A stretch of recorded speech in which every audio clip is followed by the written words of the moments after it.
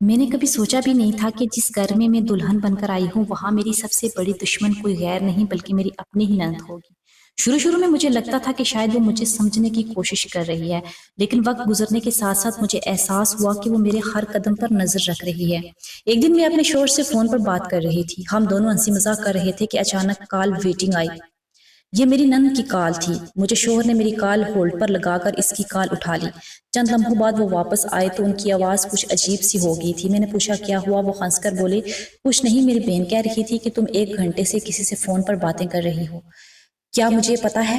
میں چند لمحے خاموش رہ گئی کیونکہ جس 1 گھنٹے کی وہ بات کر رہی تھی میں تو وہ پورا وقت اپنے شوہر سے ہی بات کر رہی تھی۔ میرے شوہر سب جانتے تھے اس لیے وہ خاموش رہے۔ اسی دن پہلی بار مجھے احساس ہوا کہ میری نند میرے خلاف کچھ نہ کچھ ضرور کر رہی ہیں، لیکن یہ تو صرف شروعات تھی۔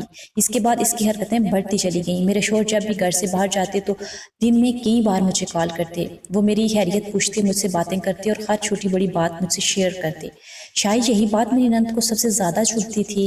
اسے اپنے بھائی اور بھابھی کی خوشی برداشت ہی نہیں ہو پا رہی تھی۔ ایک دن میرے شوہر کام سے واپس آ رہے تھے، انہوں نے مجھے کال کر کے کہا میں 5 منٹ میں پہنچ رہا ہوں، دروازہ کھول دینا۔ میں ان کا انتظار کرنے لگی۔ جیسے ہی دروازہ کی گھنٹی بجی میں دروازے کی طرف بڑھی، لیکن اس لمحے فون بج اٹھا۔ فون میری نند کا تھا۔ میں نے حیرانی سے کال اٹھائی۔ اس نے طنزیہ لہجے میں کہا دروازہ کھولنے جا رہی ہو؟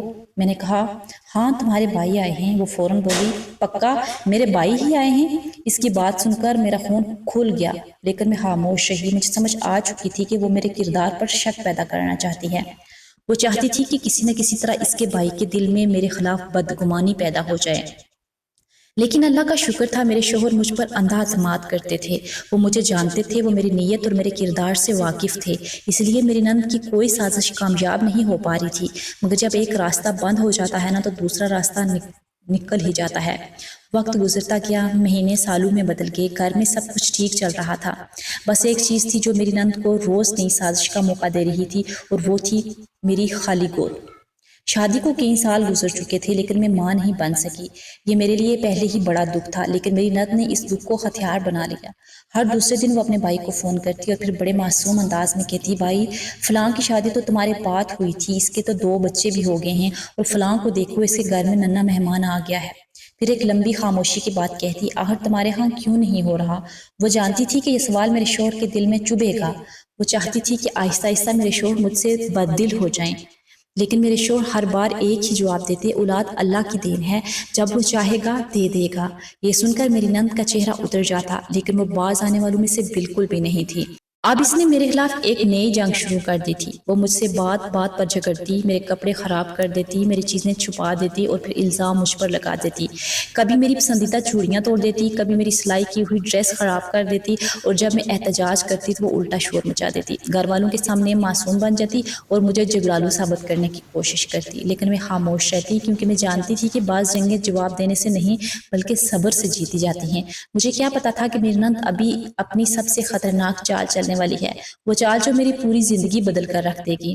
میری نند کی حرکتیں دن بدن بڑھتی جا رہی تھی۔ وہ شاید یہ بات برداشت نہیں کر پا رہی تھی کہ اس کے بھائی کا اعتماد آج بھی مجھ پر ویسا ہی تھا جیسا شادی کے پہلے دن تھا۔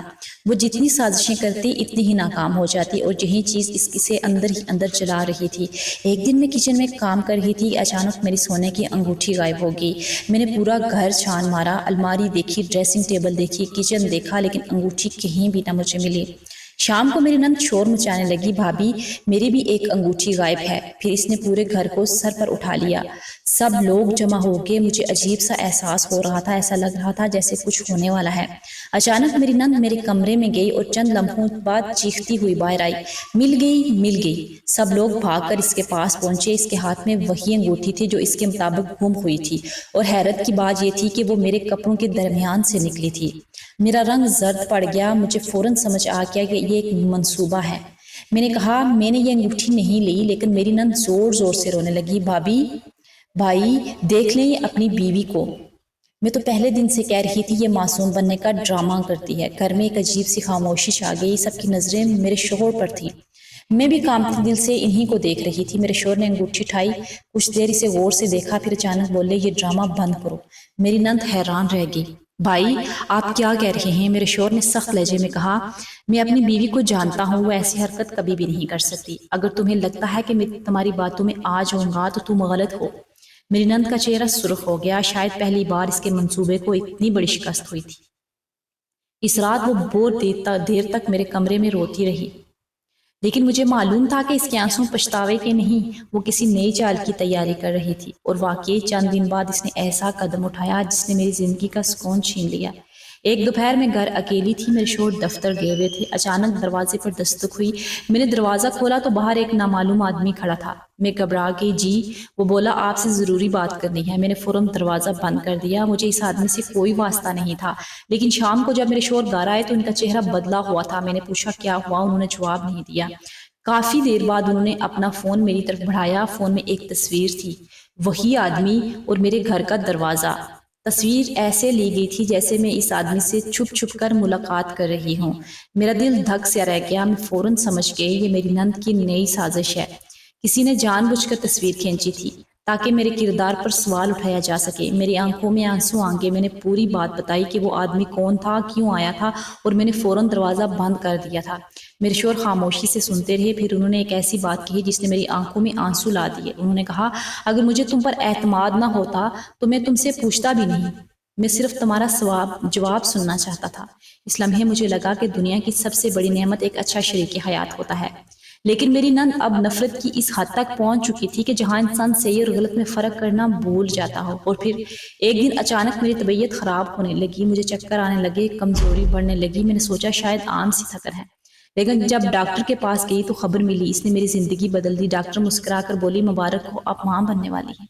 میرے ہاتھ کانپنے لگے، آنکھوں سے بے اختیار آنسو بہنے لگے۔ سالوں کی دعائیں، سالوں کا انتظار آخر قبول ہو گیا۔ میں نے سب سے پہلے اپنے شوہر کو فون کیا، وہ خبر سنتے ہی خاموش ہو گئے، پھر ان کی آواز باہر آئی، سچ؟ میں نے ہنستے ہوئے کہا، جی ہاں سچ۔ اس دن ہمارے گھر میں خوشی کا سماں تھا، لیکن ایک شخص ایسا بھی تھا جس کے چہرے پر مسکراہٹ کے بجائے عجیب سی پریشانی تھی، اور وہ تھی میری نند۔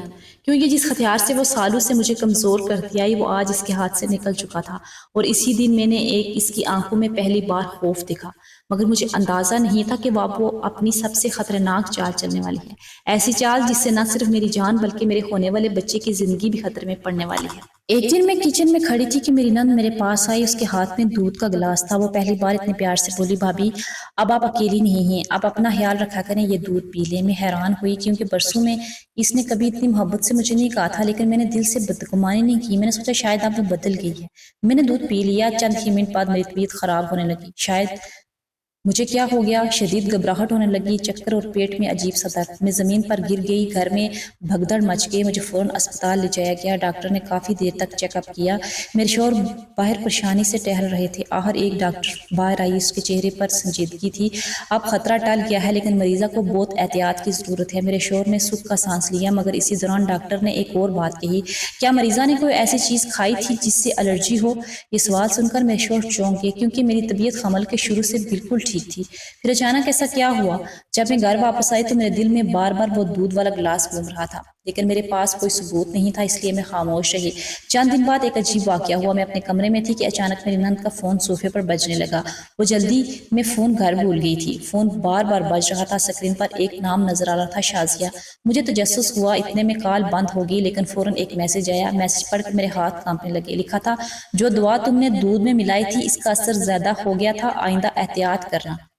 میری سانس جیسے رک گئی، میرے یقین نہیں کر پا رہی تھی۔ میرے سامنے حقیقت پڑی تھی، میری نند صرف مجھے اپنے بھائی سے جدا نہیں کرنا چاہتی تھی، وہ میرے بچے کو بھی مجھ سے چھیننا چاہتی تھی۔ اس وقت دروازہ کھلا، میری نند واپس اندر آئی۔ اس نے فوراً فون اٹھا لیا، لیکن شاید اسے اندازہ نہیں تھا کہ میں سب جان چکی ہوں۔ اس رات میں نے اپنے شوہر کو سب کچھ بتا دیا۔ پہلے تو وہ یقین نہیں کر پائے، کیونکہ آخر وہ ان کی بہن تھی، لیکن جب میں نے انہیں وہ میسج دکھایا تو ان کے چہرے کا رنگ بدل گیا۔ پوری رات خاموش بیٹھے رہے، ان کا دل ٹوٹ گیا تھا۔ ایک طرف ان کی بیوی تھی اور دوسری طرف ان کی بہن، اور اب فیصلہ کرنا تھا کہ سچ کے ساتھ کھڑا ہوں یا رشتے کے ساتھ۔